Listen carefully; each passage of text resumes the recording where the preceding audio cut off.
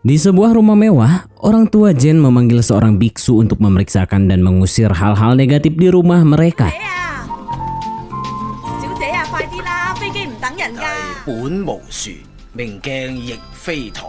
本來 Lantas ketika biksu itu sedang berjalan ke arah kamar mandi, tiba-tiba Jen anaknya yang baru beres mandi keluar dari kamar dengan keadaan semongkonya yang gak dipakein pengaman.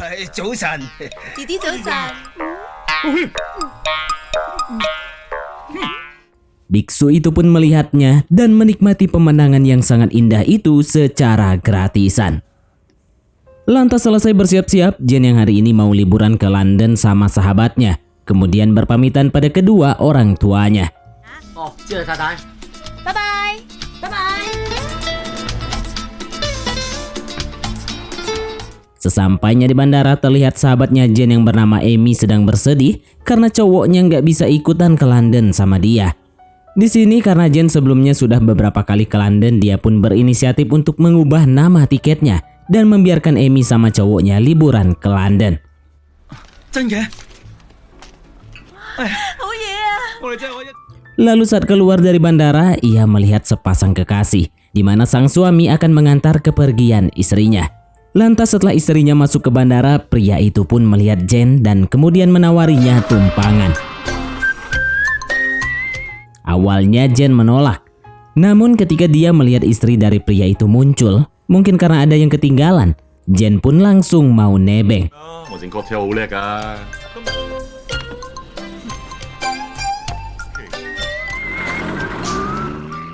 Pria yang kita sebut saja namanya Acoy itu pun mengajak Jen ke rumahnya. Dan ketika akan mengantarkan minuman, Acoy pun dibuat kaget lantaran Jen mengulang kejadian seperti di rumah, di mana dia kembali memperlihatkan semongkonya. Sembari berjemur, Jen pun bersikap biasa saja ketika si Acoy minta izin untuk menggapai semongkonya. Namun pas baru kena dikit, Jen langsung bilang kalau istrinya lagi OTW ke sini karena tadi dia sempat melihat mereka jalan bareng. Acoy pun panik banget dan dia langsung menyuruh Jen untuk masuk. Lantas benar saja sesaat kemudian istrinya pun pulang. Acoy pun beralasan kalau wanita itu hanya mengiranya taksi dan dia cuma nebeng sampai ke halte terdekat. Namun sesaat kemudian Jen pun lagi-lagi muncul dengan semongkonya yang terbuka. Lalu ia izin untuk pamit kepada si Acoy. Alhasil Acoy pun kena bogeman dari istrinya. Setelah itu Jen pergi ke rumah pacarnya yang bernama John. Namun sesampainya di sana, rumah John malah terlihat sepi, namun ketika di kamar si Jen menemukan sebuah baju dinas. Jen pun langsung membuka lemari dan ternyata ada John bersama seorang wanita kolingan. Dengan perasaan sedih dan juga kesal, Jen pun pergi ke suatu tempat untuk menenangkan dirinya. Di sana ia pun mencurahkan perasaan hatinya dengan perekam suara. Lantas di sore harinya Jen melanjutkan perjalanan yang sebenarnya ia sendiri nggak tahu bakalan kemana. Dia lalu menghentikan dua orang pria yang kebetulan lewat untuk meminta tumpangan. Melihat tampang keduanya yang berandal, Jen pun pura-pura kalau dia berasal dari Jepang dan nggak mengerti bahasa Mandarin. Alhasil mereka berdua pun nggak sadar kalau Jen mengerti obrolan mereka, yang mana mereka berdua punya niat untuk mempusreng Jen secara paksa. Mengetahui hal itu, Jen pun langsung menyiapkan diri untuk menghadapi dua pria itu. Bermodalkan semprotan cabai, Jen pun berhasil menggagalkan niat mereka, juga berhasil membawa mobilnya. 玩得幾次喎？ Jen pun terus berjalan dan kemudian memarkirkan mobil tersebut di depan pos polisi. Dia kemudian melanjutkan perjalanan dengan berjalan kaki menuju ke hotel.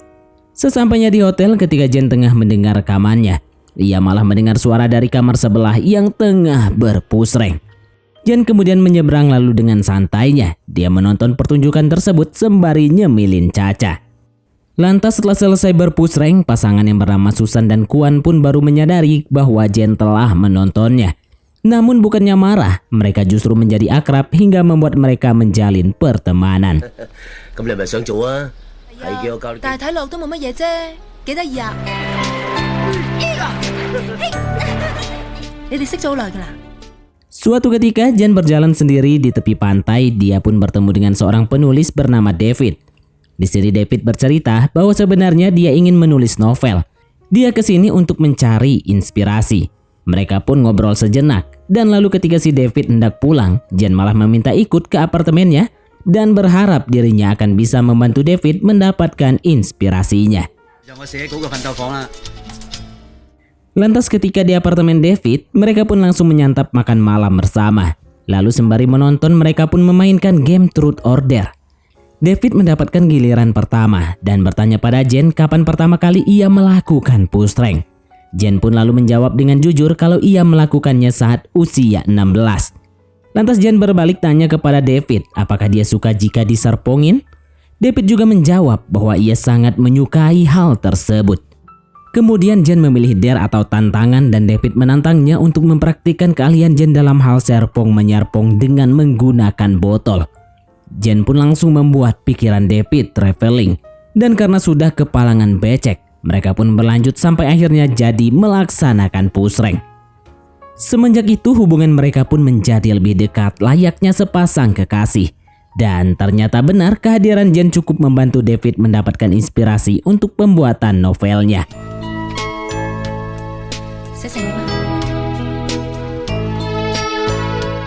Lalu keesokan harinya mereka berbelanja ke pasar dan di sana Jen melihat sebuah toko kacamata. Pedagang itu pun terpukau dengan kecantikan Jen dan dia mencoba merayunya dengan memberikan kacamata serta baju secara gratis. David yang baru tiba pun merasa cemburu pada si penjual itu. Terlebih saat akan pergi, Jen juga diminta untuk datang ke sebuah klub karena dia akan mengadakan sebuah pesta. Sesampainya di rumah, David mendengar rekaman suara Jen yang ternyata berisikan suara ketika Jen tengah berpusreng dengan pria lain. David pun bertanya siapa pria itu. Namun Jen di sini nggak menjawab dan dia cuma bilang kalau dia lupa siapa orangnya. David pun cemburu bukan main, sementara Jen nggak suka dicemburuin karena ya mereka juga nggak menjalin hubungan apapun. Akhirnya Jen pun memutuskan untuk menerima ajakan penjual kacamata dan memakai baju yang diberikannya. Karena terlanjur baper dan gak mau kehilangan Jen, David pun memutuskan untuk ikut bersamanya. Namun di sana, Jen terlihat lebih happy ketika bersama si penjual kacamata itu. Lalu saat David baru saja beres dari toilet, dia malah menemukan Jen di ruangan VIP bersama si penjual kacamata itu. David yang sudah habis kesabaran pun langsung memutuskan untuk balik duluan. Sesampainya di apartemen, David langsung mengemasi barang-barang Jen untuk mengusirnya. Lalu sesaat kemudian Jen pun datang dengan wajah polosnya. Jen meminta maaf dan bilang kalau di ruangan tadi dia nggak ngapa-ngapain. Namun David udah terlanjur marah dan enggan menerima permintaan maaf Jen. Jen kemudian kembali ke klub tadi. Lalu si penjual kacamata yang kita sebut saja namanya Ahung ini pun datang menghampirinya. Melihat Jen yang luntang-lantung, dia pun langsung mengajaknya untuk bermalam di rumahnya saja. Dan setibanya di sana, mereka pun langsung melaksanakan perpusrengan. Namun ketika itu Jen hanya terdiam dan gak berekspresi. Lalu keesokan harinya Jen pun kembali ke apartemen David sembari berkata kalau dia merindukannya. Ternyata David juga merasakan hal yang sama. Dia lalu bertanya apakah Jen semalam berpusreng dengan si Ahong. Jen pun bilang kalau semalaman dia hanya memikirkan David, bahkan saat lagi dipusreng dengan si Ahong. Mendengar hal itu David pun gak bisa menerima. Dan bagaimana mungkin bahwa ada gadis secantik Jen yang bisa memberikan apemnya dengan begitu mudah. Jen pun sakit hati banget dibilang gadis murahan. Dia pun akhirnya pergi lagi padahal perasaannya kepada David sudah mulai tumbuh. Kemudian Jen mendatangi sebuah hotel bintang 5. Namun petugas hotel di sana mengatakan bahwa hotel sedang penuh dan meragukan Jen. Jen yang emang anak sultan pun langsung mengeluarkan uangnya dan meminta kamar termahal. Dan petugas itu pun langsung pura-pura baik kepada dirinya. Esoknya ketika Jen berada di restoran hotel, ia melihat seorang wanita tua yang lagi caper dengan pria di depannya, namun tidak direspon. Jen lantas duduk di samping pria itu dan memancingnya untuk dibawa ke kamarnya. Ketika akan sampai di kamar, Jen langsung meminta pertolongan pada penghuni kamar sebelah dan mengaku bahwa ia akan diperkusi oleh pria itu. Kedua pria itu pun akhirnya malah saling adu jotos. Lalu Jen turun dan menuju ke tempat si ibu yang ada di restoran, lalu memberikan kunci kamar pria itu sembari berkata bahwa pria itu sudah menunggunya di atas. Lantas ketika Jen akan pulang ke rumahnya, dia malah nggak sengaja bertemu dengan Kwan. Kwan rupanya telah putus dengan Susan karena adanya orang ketiga. Pria gondes itu pun berkata bahwa Susan telah menyia-nyiakannya. Jen pun diingatkan untuk jangan pernah menyia-nyiakan orang yang dicintainya. Mendengar perkataan Kwon, Jen pun langsung berpikir untuk memperjuangkan cintanya kepada David. Jen lalu memutuskan untuk kembali lagi ke apartemen David. Dan sesampainya di sana, Jen dibukakan pintu oleh saudaranya David. Lalu saat Jen memeriksa kamar David, ternyata David sedang berpusreng sama orang lain. Dia pun melihat kalau David memajang sketsa wajahnya di kamar itu. Seketika itu Jen pun merasa lega dan dia menunggu di luar. Saudaranya David pun berkata bahwa beberapa hari terakhir David terus mencari Jen. Saudaranya bahkan sampai menggunakan jasa wanita callingan untuk menghibur David yang cuma murung seharian. Akhirnya setelah beres berpusreng, Jen pun gak marah lagi dan memaklumi apa yang dilakukan David. Apalagi setelah mendengar curhatan dari saudaranya David. Mereka pun akhirnya memutuskan untuk hidup bersama. Dan film pun tamat. Oke, baiklah, mungkin sampai di sini saja teman-teman untuk alur cerita film kita kali ini.